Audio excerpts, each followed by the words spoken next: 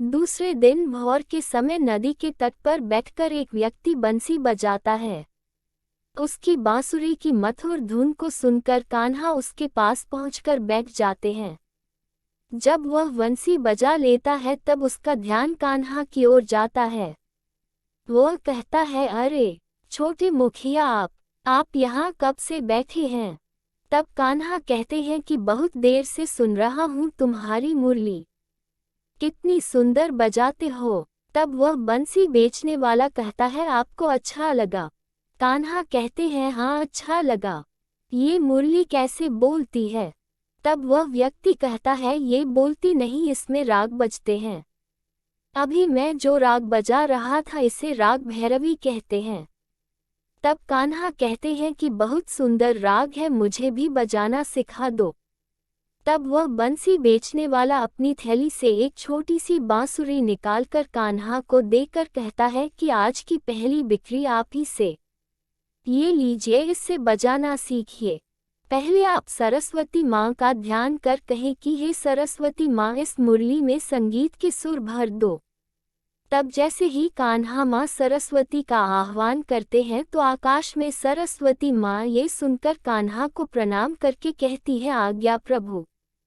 कान्हा कहते हैं, हे सरस्वती माँ, आप हमारी मुरली में संगीत के सुर भर दो। माँ सरस्वती कहती हैं, जो आज्ञा प्रभु। फिर कान्हा आंख बंद कर बांसुरी इस तरह बजाते हैं जैसे कि वह सदियों से बजाते रहे हों। ये देख और सुनकर बंसी बेचने वाला दंग रह जाता है। आसमान के सभी देवता नमस्कार करके प्रसन्नचित हो जाते हैं। सभी बांसुरी की धुन पर नृत्य करने लगते हैं। आसपास का वातावरण बदल जाता है। बंसी बेचने वाला मंत्रमुग्ध होकर कान्हा को साष्टांग दंडवत प्रणाम करता है। कुछ देर बाद कान्हा की बांसुरी का विराम होता है तो तभी वहां नंद बाबा आ जाते हैं और कहते हैं, धनवा, ये क्या कर रहे हो? धनवा, ये किसे प्रणाम कर रही हो? बांसुरी बेचने वाला धनवा कहता है, आपके पुत्र को नंद बाबा। आपका पुत्र कोई दिव्य आत्मा है, कोई महान गंधर्व है जो किसी कारणवश हमारे गोकुल में आ गया है।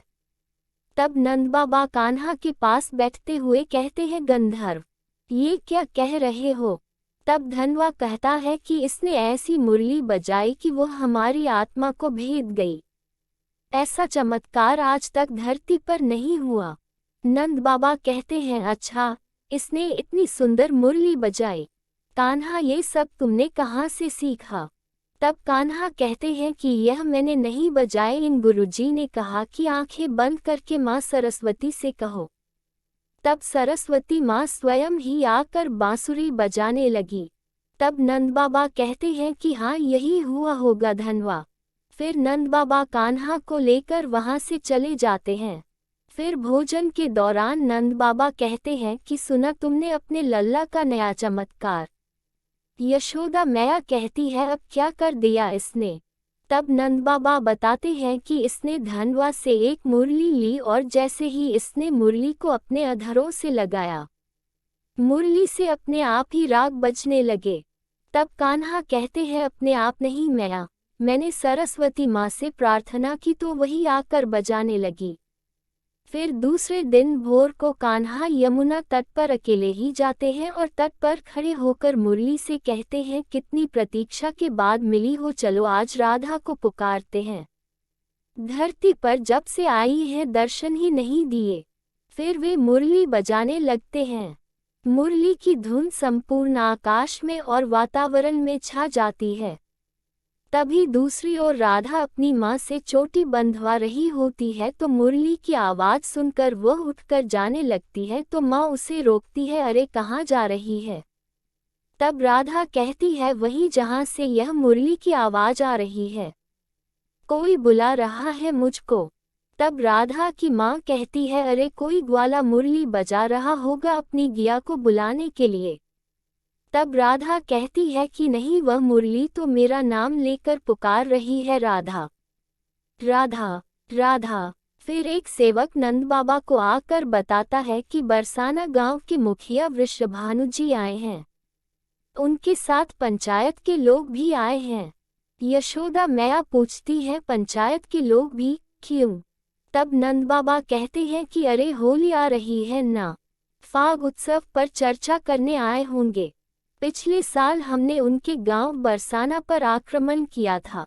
तब नंद बाबा बरसाने के मुखिया वृषभानु जी का स्वागत करते हैं।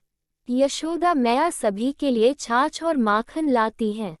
फिर वह एक छोटी लड़की को देखकर कहती है, अरे राधा भी आई है। तब वृषभानु जी कहते हैं, हाँ जिद कर रही थी कि मुझे भी गोकुल देखना है तो मैं ले आया। तब यशोदा कहती है, अच्छा किया ले आए। फिर यशोदा राधा को अंदर ले जाती है और कहती है, देखो लल्ला, ये वृषभानु जी की लल्ली है राधा। इसे तुम अपने सखा से मिलाओ और गोकुल घुमाओ। कन्हा और राधा एक दूसरे को देखकर बस देखते ही रह जाते हैं। तब कृष्ण राधा का हाथ पकड़कर उसे गोकुल घुमाने के लिए ले जाते हैं। जय श्री कृष्णा।